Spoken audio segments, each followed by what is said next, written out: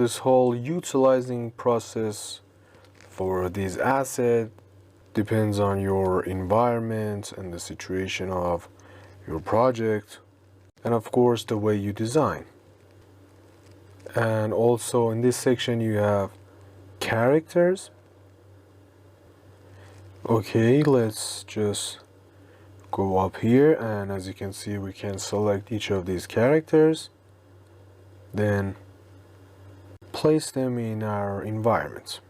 These characters are completely animated though, and there are also different features for the characters in this section. We can change them. We will discuss these parameters later.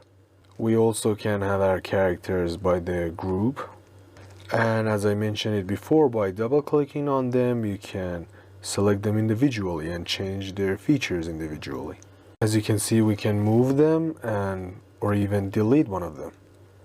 And there are different position human again in this section.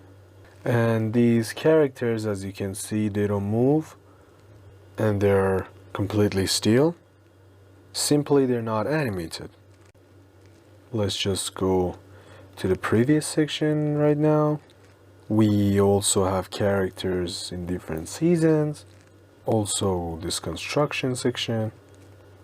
You can use all of these characters in your project, and as you can see there are various characters. And this section is the cutout section. The characters in this section are two-dimensional.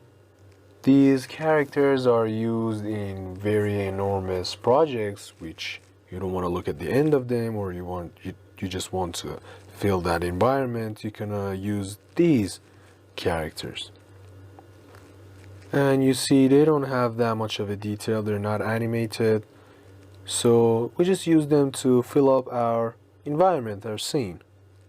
And also in this section we have different animals which we can use for the environment. Okay, let's go to the previous section again, and then let's see what we have. We have tool section here. Well, you see this section needs kind of an explanation and we have to discuss it. So before we get to that, let's just check the other sections. So we have this vehicle section here. You can have access to different airplanes, cars, and all stuff like that. And as you can see, when we need it, we click it and we add it to that environment. When we add one of these vehicles to the environment, they all have some options and some features, like this one, this airplane.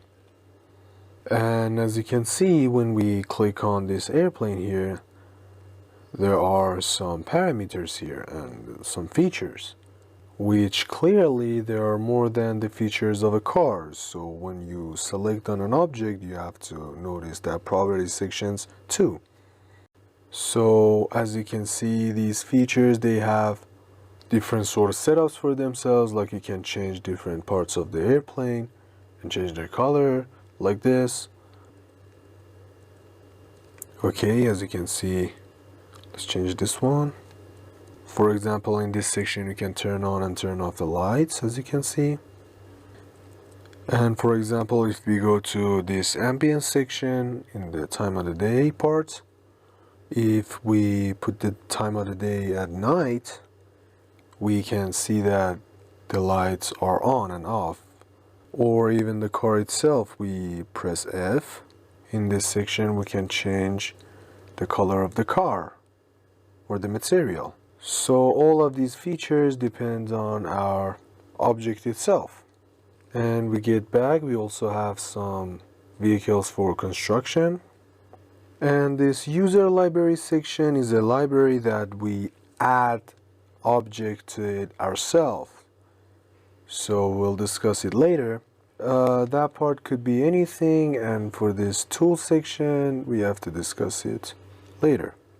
And in the next part we are going to be discussing the objects that we place in our environment and the fact they might be needing some editing process and their options.